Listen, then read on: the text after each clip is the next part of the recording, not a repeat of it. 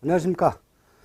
자, 오늘부터 우리가 발성명 기술사 기본반 첫 시간이에요. 제가 앞에서 오리엔테이션 강의 시간 때, OT 시간 때 기술사에 대한 전반적인 내용은 제가 설명을 해드렸을 거예요.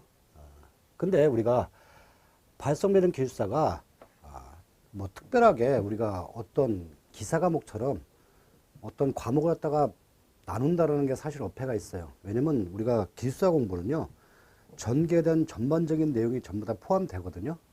그래서 우리가 약간은 뭐 과목을 나눈다는 게 어폐가 있지만 그냥 편의상 우리가 공부를 하기 위해서 과목을 갖다 굳이 나누자면 발성매듭 기술사는 크게 송배전공학, 지금 오늘부터 한 송배전공학, 그 다음에 이거 끝난 다음에 우리가 발전공학, 그 다음에 전력계통공학 이렇게 세 분야로 나눠지겠죠.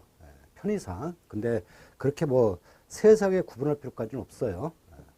자, 그러면 송배전공학 첫 번째 시간 때 우리가 할 내용이 여러분들 교재 보시면은 제1장에 송전 방식이라고 되어 있죠.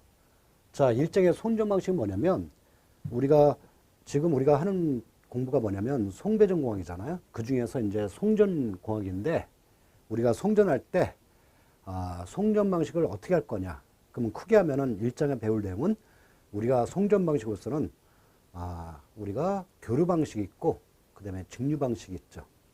근데 우리나라 대부분은 거의 교류 방식이죠. 특별하게 이제 제주도 같은 경우는 이제 직류 방식 쓰는 거고.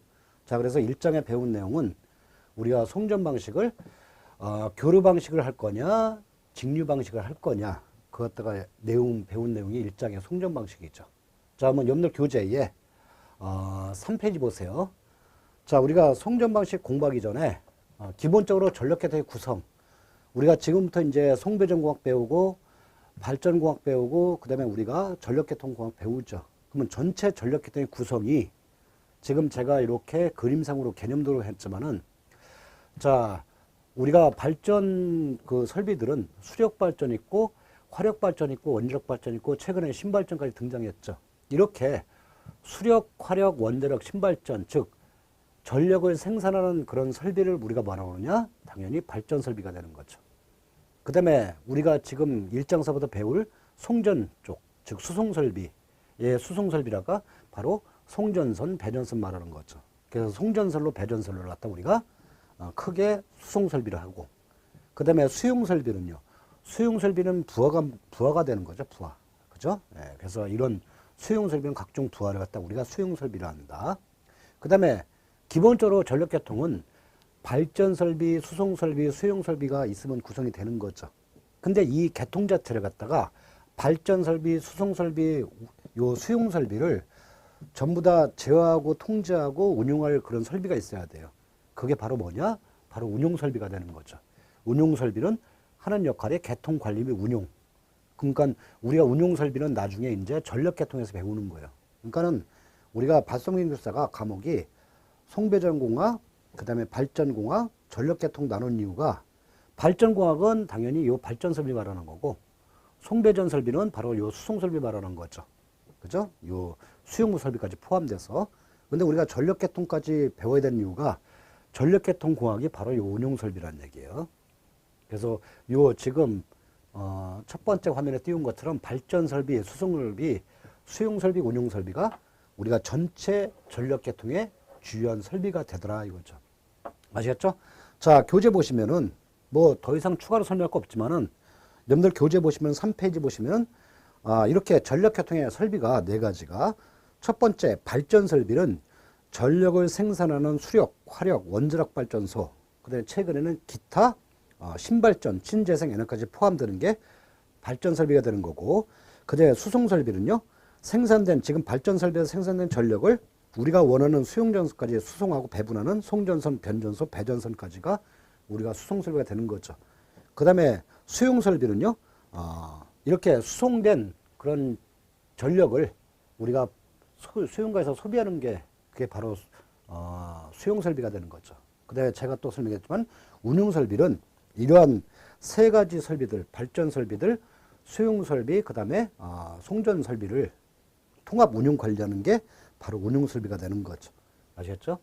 근데 요 지금 3페이지에 지금 전력계통의 구성 내용은 우리 시험 문제에서 그렇게 나올 만한 부분은 아니에요. 근데 우리가 어차피 전력계통 공부해야 되니까 전체 전력계통의 이런 흐름을 파악하기 위해서 제가 전력계통의 구성을 갖다가 이제 교재에다가 제가 포함을 시킨 거죠. 그죠? 자, 이제 본격적으로 공부할 내용이 4페이지 보시면은 자, 1장의 송전 방식이 크게 교류 방식이 있고 직류 방식이 있죠. 교류 방식은 지금 요 화면에 띄운 것처럼 우리가 설비가 좀 전에 설명했지만 발전 설비가 있고 그다음에 수송 설비가 있고 그다음에 우리가 수용 설비가 있잖아요.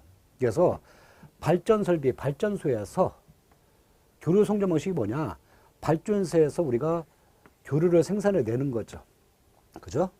교류에 우리가 삼상을 갖다가 우리가 전력을 갖다 생산해내죠.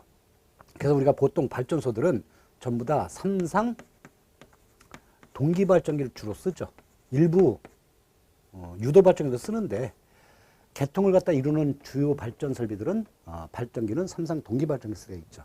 그럼 여기서 교류 만들어낸 다음에 우리가 송전을 통해서 이제 전력을 갖다 수송할 때도 역시 교류로 송전한다는 얘기예요. 그죠? 그 다음에 변전소에서 전압을 변성해서 여기도 역시 교류로 배전한다는 얘기죠. 그래서 우리가 부하해서 교류를 갖다가 소비하는 거죠. 이렇게 교류 송전 방식이라는 것은 아예 이 전 계통 범위에서 즉 전력을 생산하는 발전소에서부터 시작해서 쓰는 부하까지를 전부 다 일괄적으로 교류에 의해서 송전하고 배전하고 소비하는 것 같다 우리가 교류 송전 시스템이라 하는 거죠. 그러면 우리나라 같은 경우는 거의 교류 방식이죠. 그죠? 뒤에 이제 또 설명하겠지만은 우리나라는 이렇게 삼면이 바다가 이루어져 있잖아요. 바다로. 그래서 이런 육지 계통에서는 뭐 예를 들어서 요 서울 지역 A 계통, 그 다음에 B 계통, 뭐 C 계통 이런 계통으로 이거 나눠져 있는데 얘를 갖다 전부 다 뭐 하는 거예요? 얘를 갖다 교류로 연계해 버리는 거죠. 그죠? 그래서 우리나라에 지금 현재까지 육지는 전부 다 교류 방식으로 우리가 일관된 운영을 한다라고 보시면 돼요. 그래서 이런 우리나라 주계통은 주로 교류 계통이다. 그러니까 우리가 공부하실 때도 거의 교류에 대해서 배워야죠. 그 다음에 직류 방식은 어디 쓰냐면 우리나라는 요 부속 섬들이 있잖아요. 가장 큰 게 제주도죠. 그래도 인구 밀도 가장 높은 곳이 제주도죠. 그러면 이런 제주도 지역은 이 제주도 자체에 발전 설비가 없어요.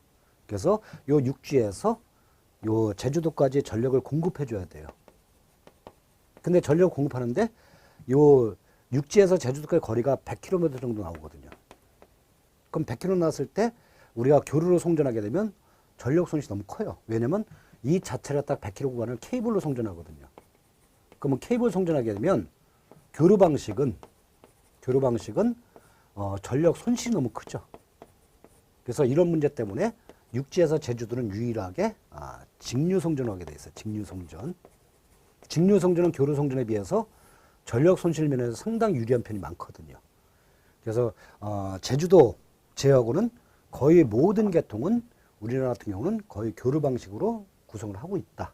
아시겠죠? 이 교류 방식 배운 다음에 이제 제주도 지역인 직류 송전도 우리가 공부를 해야죠. 그래서 1장에 우리가 공부할 내용이 송전 방식이 교류 방식하고 직류 방식. 만약에 제주도가 없다 그러면 우리는 직류 송전에 대해서 배울 이유가 없는 거죠. 아시겠죠? 그래서 교류 송전 방식이란 게 아예 발전 단계에서부터 시작해서 소비 단계까지 전 계통의 범위를 교류로 송전하고 배전하고 소비하는 게 바로 교류 시스템이다. 이렇게 보시면 되겠죠. 자, 그러면 우리가 교류에 대해서 좀 약간 배워야 돼요. 사실 요 교류의 표현 방법, 순식값, 편값, 실효값은 우리 기술사 교재에서는 거의 이 내용이 빠져버려요. 근데 요 최근에 요 교류에 대한 기본적인 내용이 시험 문제에서 몇 번 걸쳐서 문제 나왔거든요. 그러니까 요즘 그 우리 기술사 문제에서 추세는요, 아주 기본적인 거, 기본기에 강조해서 문제가 되는 경우가 많아요. 그래서 우리가 어차피 교류 시스템을 배워야 되니까 교류의 표현 방법, 순식값, 편값, 실효값은 정확히 알고 있어야 돼요. 그러면 여러분들 당연히 알겠지만은 교류라는 건 이런 계속 크기가 일정한 게 아니고 시간에 따라서 그 전류나 전압의 크기가 변하는 거죠. 이게 바로 교류죠. 그래서 반주기에서는 어떤 플러스 파형, 또 나머지 반주기에서는 마이너스 파형이 이렇게 변하는 게 바로 교류잖아요. 그러면 우리가 교류에서 이거 갖다가 우리가 뭐라고 그래요? 이거 갖다가 한 사이클이라 부르는 거죠. 그러면 우리나라 쓰는 주파수는 60Hz죠. 그죠? 네. 그러면 여러분들 다 알겠지만은 60Hz 정의가 뭐예요? 60Hz 정의가 시간이 1초 동안에 1초간에 저런 사이클이 60번 반복하는 것, 반복해서 변하는 그런 주파수, 그게 바로 60Hz 정의죠. 1초 동안에 60번 반복. 이게 한 사이클이고 이게 1초 동안에 60번이 행해진다는 얘기죠. 아시겠죠? 네. 그래서 기본 주파수 60Hz 알아두시고, 그 다음에 여기서 봤더니 오메가라는 게 있잖아요. 오메가가 뭐예요? 사실 요 지금 0에서부터 이렇게 진행하는 건 시간이죠. 근데 요 시간, 우리가 보통 시간은, 시간 개념은 양적인 개념으로서 t 보통 세크 보통 이렇게 쓰잖아요. 근데 이 시간 초라는 거는 우리가 양의 개념이야. 시간이 몇 초간 갖느냐, 양의 개념이죠. 근데 이런 교류를 갖다가 단순하게 시간, t 세크다라고 표현하는 어폐가 있죠. 왜냐하면 우리가 발전이라는 게 교류가 생산되는 원리가, 생산 원리가 여기가 0이라고 잡았을 때, 기준 잡았을 때 시간이 경과하면 발전기는 회전자가 이렇게 돌게 돼 있잖아요. 그럼 만약에 이렇게 역으로 90도가 회전했다고 보자고요. 그럼 여기서 0에서 또 90도까지 가는데 어떤 시간 t 세크가 경과할 거 아니에요. 그러면 시간이 지났을 때 발전기 입장에서 뭐가 변하는 거예요? 이 위치가 변하는 거죠. 그죠? 네, 각도가 변하잖아요. 그래서 시간으로 표현하긴 뭐하고 우리가 발전은, 즉 교류는 이렇게 위상각으로 표현한 게 맞더라 이거지. 그게 바로 뭐냐? 그게 바로 오메가라고 하는 각주파수죠. 각도로 표현한 주파수다 이거지. 그래서 오메가 값은 뭐냐면 2파이 F가 되는 거죠. 그죠? 한 회전 2파이잖아요. 그럼 주파수 60은 이게 한 사이클이 1초 60번 방울는 거니까 거기다 주파수까지 곱해줘야 각 주파수 맞는 거죠. 참고적으로 기본 상식이지만은 2파이, 우리나라 사용 주파수는 60Hz 쓰게 돼 있잖아요. 따라서 2파이 곱하기 60 해보면 얘가 377 나오죠. 그다음에 단위는 라디안 퍼 세크. 그럼 각 주파수가 라디안 퍼 세크면 요 지금 오메가 t니까 오메가 t의 단위는 뭐겠어요? 오메가 t의 단위는 오메가는 라디안 퍼 세크고, 그 다음에 요 t는 세크니까 세크 약분되면서 결국 오메가 t라는 건 라디안 각이 되는 거죠. 우리가 말하는 각도가 되는 거잖아요.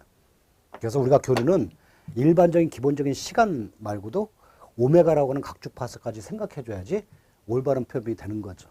알겠죠? 그래서 이런 기본적인 내용 알아두시고, 지금 제가 설명했던 내용에서 우리가 반드시 할 기본적인 거 한번 제가 여기다 정리해 드릴게요. 자, 첫 번째, 오메가라는 건 뭐예요? 오메가라는 건 2파이F로서, 그죠? 단위는 라디안 퍼 세크다. 그 다음에 이 오메가의 명칭이 뭐죠? 얘가 각주파수. 시간을 갖다가 각으로 표현한 각주파수다. 그래서 60일 때 377 나온다. 그 다음에 교류의 순식값은 뭐예요? 순식값은. 첫 번째, 순식값이란 게, 자, 우리가 교류를 표현할 때 직류처럼 우리가 간단하게 표현이 안 되죠. 왜냐하면 직류라는 것은 요 오메가 t가 시간이 지날 때 크기가 항상 일정하죠. 그러면 직류는 우리가 표현하기가 쉽죠. 어느 순간 보더라도 크게 일정하니까, 뭐 예를 들어서 전류가 10A다, 뭐 5A다 이렇게 표현이 아주 간단해지잖아요. 근데 교류 같은 경우는요. 교류 같은 지금 그림 보듯이 시간에 따라서 이 크기가 상당히 변화가 심하거든요. 그러면 순식값을 갖다가 왜 쓰느냐? 순식값이란 게 매 순간 변하는, 매 순간 변하는 교류의 그때 순간의 값을 표현하는 게 바로 순식값이라는 얘기죠. 그러니까 순식값이 나온 이유가 교류의 각각 그 어떤 시각에 대해서 그 값이 뭐 전류면 몇 암페어냐, 전압이 몇 볼트냐를 표현할 수 있는 게 바로 순식값 표현이라는 얘기죠. 그래서 교류는 이렇게 우리가 순식값 표현이 돼야 돼요. 자, 그러면 교류의 순식값을 이런 파형을 우리가 어떤 함수로서 우리가 식이 써야 되잖아요. 그러면 순식값 표현 방법은 아마 여러분들 교재는 전압을 표현했는데 저는 바꿔서 전류를 표현해 볼게요. 그러면 요 순식값 전류, 어느 순간순간 값의 전류는 교류의 순식값 전류 IT는 IT라는 얘기니까 시간에 따라 변하는 함수란 얘기죠. 전류. 그럼 얘는 생각해 보세요. 지금 파형 자체가 사인 파형이죠. 그죠? 사인 파형. 그 다음에 오메가 t가 되는 거고.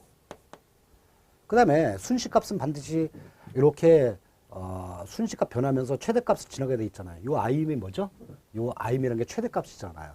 그래서 요 식을 표현하면 im의 사인 오메가 t라고 표현할 수 있는 거죠. 근데 식을 갖다 순식값을 이렇게 표현하면 표현 자체가 완전하게 100% 완벽하게 표현을 못해요. 왜냐면 지금 이 상태는 표현이 가능하죠. 왜? 이 교류 파형이 0에서 출발할 때는 괜찮죠. 위상각 0도다 보니까. 근데 문제가 뭐냐면 만약에 이 파형이 예를 들어서 0에서 조금 앞서서 출발할 수 있잖아요. 그죠? 교류가 좀 먼저 출발할 수 있죠. 그럼 0에서 이 위상각이 플러스 세타만큼 앞서서 출발한 거잖아요. 그럼 0이 아니고 플러스 세타만큼 앞서 출발했을 때는 이 식하고 표현이 안 되는 거잖아요. 그래서 어떻게 하느냐? 여기에 플러스 세타 값으로 표현해 줘야죠. 그래야 교류는 표현할 수 있는 거죠. 또 역으로 이거는 제가 위상이 앞서서 출발한 예를 보인 거고 0에서 좀 늦게 출발할 수도 있겠죠. 그런 경우도 있을 거 아니에요. 그럼 얘는 마이너스 세타가 되는 거죠. 그럴 때는 얘가 마이너스 세타가 된다는 얘기죠. 그래서 교류의 순식값은 이런 식으로 자체가 사인 파형이니까 최대값 im의 사인 오메가 t 위상각이 있으면 플러스 마이너스 세타까지 포함을 시켜줘야 되는 거예요. 아시겠죠? 그 다음에 요 식에서 im은 뭐예요? im은 이거는 교류의 최대값, 전류로 표현하면 최대값 전류. 그 다음에 오메가는 저기 있잖아요. 각주파수. 그 다음에 세타가 뭐죠? 세타가 위상각이죠. 그래서 플러스 보면 앞선 위상이고, 즉 우리가 진상이 되는 거고, 마이너스면은 우리가 뒤진 위상이 되는 거죠. 즉 지상분이 되는 거죠. 그래서 이렇게 위상각까지 표현할 줄 알아야 돼요. 자, 그 다음에 순식값 표현했는데, 자, 두 번째는 뭐냐면, 두 번째는 평균값이라는 게 있어요. 평균값. 그럼 평균값은 뭐냐? 말 그대로 이 교류파형의 수시로 변하는 이 교류파형의 평균값을 취해본 거야. 그럼 평균값은 어떻게 우리가 생각하면 되겠어요? 얘가 최소값이고 얘가 최대값이잖아요. 그죠? 그러면 이 면적을 계산해서 이 면적의 평균값을 구하면 얘가 바로 평균값 되는 거죠. 얘가 평균치가 되는 거죠.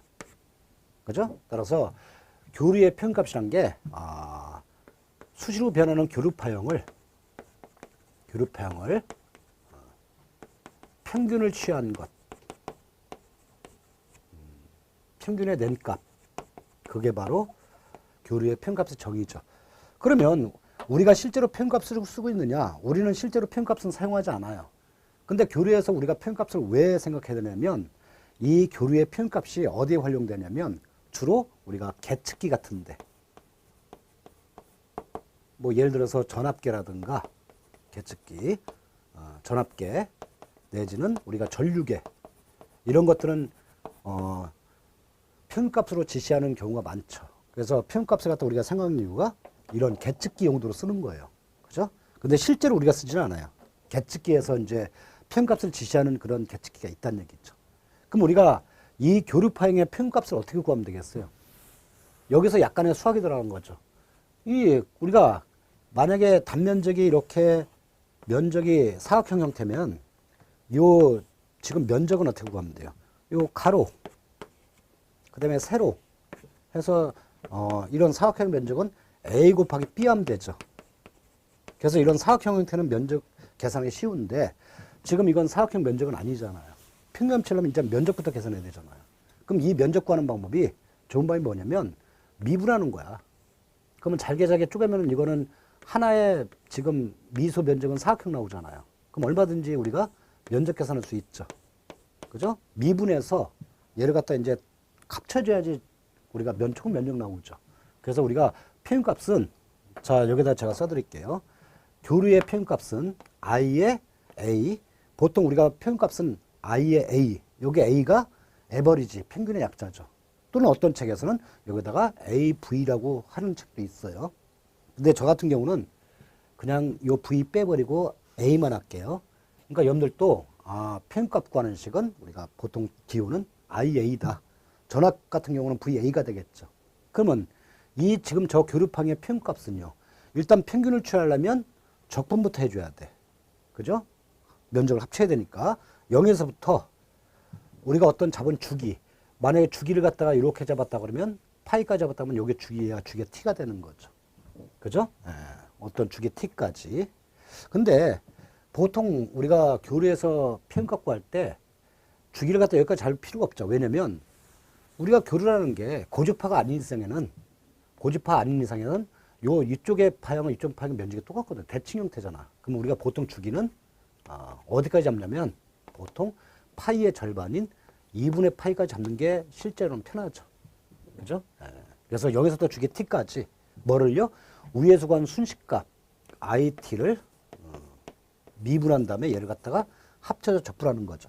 즉 미소 면적을 구한 다음에 그걸 다 적분해내는 거야. 근데 이거는 평균값이라는 건 아니죠. 왜냐면 이거 지금 적분한 거는 우리가 주기에 여기서 여기까지에 뭘 구한 거예요? 면적을 계산한 거잖아. 그럼 평균 구하려면 이 주기로 나눠줘야 될 거 아니야. 그래서 t분의 역수로 나눠주는 거죠. 아시겠죠? 그러니까 이런 식이 나온 이유 그것도 정확하게 알아두셔야죠. 그러면 교류, 저런 정음파 교류의 표현값은 얼마큼 나오는지 한번 생각해 볼까요? 그러면 제가 주기를 갖다가 2분의 파이까지 잡았죠. 그죠? 그 다음에 0에서부터 2분의 파이고 전류 i는요. 전류 i는 최대값 im의 사인. 근데 요 식은 복잡하니까 위상각은 0도라고 가정하고 지금 저것처럼 0에서 출발했다 가정하고 오메가를 1로 볼게요. 그러면 계산이 간단해지죠. 오메가 2라고 가정하면 그럼 어떻게 돼요? 이 표현값 구하는 식은 자 정리해보면 파이분의 2고 그 다음에 im은 최대값이 상수니까 튀어나오고 나머지 sin t만 우리가 적분하면 되잖아요. 자 sin t 적분하면 어떻게 되죠? 마이너스의 코사인 t가 될 거 아니야. 그러니까 여러분들이 이 정도의 적분 실력 정도는 있어야 돼요. 그 다음에 0에서부터 2분의 파이까지더라 이거지. 그럼 여기다가 t에다가 2분의 파이 집어넣고 0 집어넣고 이거 계산하게 되면 몇 나오느냐? 얘는 파이분의 그대로 2im 나온다는 얘기죠. 그러니까 얘가 1 나온다는 얘기죠. 아시겠죠? 그러면 우리가 교류의 표현값은 최대값의 몇이란 얘기예요? 파이분의 2죠. 자, 여러분들 요거 교재에서는 요 풀이는 좀 빠졌을 테니까 요거 필기해 두신 다음에 제가 잠깐 필기할 시간 드릴게요. 요거 필기해 두고 나서 그 다음에 자 이거는 필기했으면 이거 지워버리고요. 지금 제가 교류의 정연파의 표현값은 어떻게 나오는지 제가 지금 적분 계산해서 한번 해본 거죠. 해석을. 그러면 여러분들은 이렇게 하시면 되겠죠. 정연파 교류의 표현값은 요거 계산하면 좀 전에 뭐가 나왔어요? 파이분의 2가 나왔다는 얘기잖아요. 뭐에 대해서? 최대값에 대해서. 그 다음에 요 실제로 요 파이분의 2 계산할 수 있죠. 그러면 교류에 대해서 최대값에 대해서 최대값 im에 비해서 교류의 표현값은 몇이 나오느냐? 0.637 정도 되죠. 즉 무슨 뜻이에요? 정연파 교류의 표현값은 최대값 기준일 때 63.7% 정도 나온다는 얘기죠. 그죠? 최대값의 63.7% 정도가 바로 정연파 교류의 평균값이더라. 아시겠죠? 자, 근데 제가 지금 설명했던 표현값은 뭐예요? 우리가 일반적으로 쓰는 게 아니고 계측기 용도로 많이 활용하는 게 평균값이라고 그랬잖아요. 그죠? 그러면 실제로 우리가 활용할 때는 뭘 쓰느냐? 당연히 여러분들 다 아시겠지만은 기술사 공부하는 사람 치고 이 시료값 같은 건 다 알고 있죠. 그죠? 우리가 실제로 쓰는 거는 바로 시료값이었다는 얘기죠. 그죠? 그래서 우리가 세 번째가 바로 그 실제 쓰는 전압은 시료값이더라. 그러니까 교류에서 시료값의 정의는 뭐죠? 시료값의 정의는 우리가 실제로 교류를 사용할 때 효력을 나타내는 값, 효력을 나타내는 값,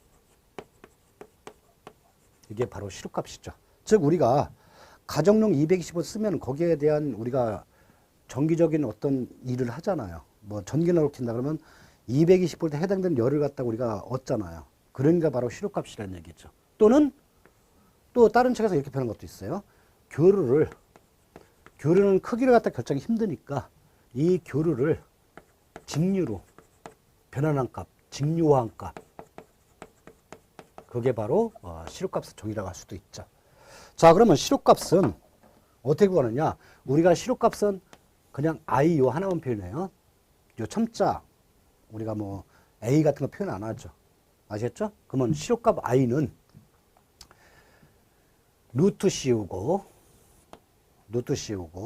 이게 평값하고 식하고 약간 틀려요. 그 다음에 주기 T분의 1. 왜 루트 씌웠느냐? 뒤에 전류를 갖다 적분할 때 우리가 제곱에 취해서 적분하거든요. 그러니까 이 제곱이니까 이제 루트도 한번 씌워주는 거죠. 직류로 환산하기 위해서. 그러면 내가 아까 표현했던 요 주기 이용해서 요 식을 구해보자고요. 근데 요 계산할 때 루트가 들어가니까 요 루트에서 계산하기가 좀 힘들죠. 그럼 우리가 이러면 되잖아요.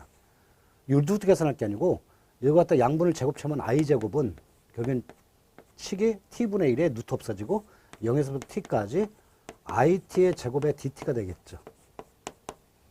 그죠? 네. 그 다음에 나중에 이제 루트 씌워서 제곱 없애면 될 거 아니에요. 이 계산법이 더 편하죠. 그럼 아까 했던 것처럼 집어넣으면 제가 주기를 갖다 뭘로 잡았죠? 아까 2분의 파이에. 그 다음에 0에서부터 t까지. 그 다음에 it, 아까 순식값이 뭐였어요? im. 근데 제곱이니까 im의 제곱에 사인의 제곱의 t가 되는 거죠. 따라서 요식을 정리하면 파이분의 2가 되는 거고, 그 다음에 여기에 im의 제곱 되는 거고, 필요 없는 상수는 다 빼냈고, 적분 안에는 여기서부터 2분의 파이까지, 그죠? 여기도 2분의 파이 했었네, 아까. 그 다음에 사인의 제곱의 t의 dt가 되는 거죠. 자, 그러면 사인의 제곱 t, 이거 적분해야 되잖아요. 뭐 적분 공식 다 알고 있겠지만은, 혹시 요 사인 제곱 t를 적분 못하는 사람을 위해서 제가 한번 풀어보면 파이분의 2에 im의 제곱까지는 써놓고, 이게 바로 적분하기 힘들면 상근수 가법 중에서 이거 갖다가 변형할 수 있죠. 그게 뭐요? 우리가 2분의 1에 1 마이너스 코사인 2t라는 게 있잖아요. 그러니까 우리가 기술 공부에서는 약간의 이런 기본적인 수학 실력은 있어야죠. 따라서 이거 계산하면 어떻게 돼요? 파이분의 2에 im의 제곱이고, 자, 요 2분의 1도 빼낼까요?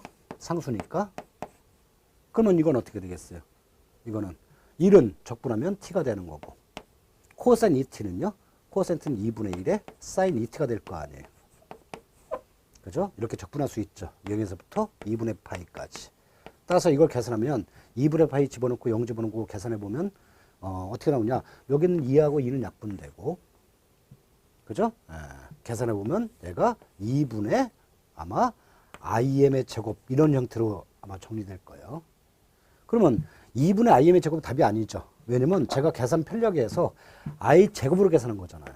그러면 I 값은요, 지금 요 계산한 결과를 루트 씌워버려야죠. 따라서 시료값은 루트 2분의 im으로 나오죠. 그럼 여기서 루트 2분의 1, 요 계산할 수 있죠. 자, 그 다음에 여러분들 요 지금 루트, 우리가 교류의 시료값은 최대값을 루트 1로 나눈다. 이건 상당한 기본이죠, 기본. 그 다음에 여기서 루트 2분의 1, 요 계산하면 뭐가 돼요? 최대값에 비해서 0.707 정도 나오죠. 즉, 70.7% 나오는 게 바로 교류의 시료값 특성이 있죠. 아시겠죠? 그래서 제가 사실상 요 교류의 표현 방법은 여러분들이 틈틈이 회로 이론 공부하면서 보완할 지금 내용인데, 그렇다고 우리가 기술 공부하면서 회로책을 갖다가 보면서 참고해서 보면서 그걸 공부하기 너무 어렵죠. 그래서 기본적인 교류의 기본기는 제가 해드린 거예요. 그래서 제 지금 설명 듣고 교류에는 순식값 표현이 있고 평값 표현이 있고 그 다음에 시료값 표현이 있다. 일단 이거는 기본적으로 알아두시고요.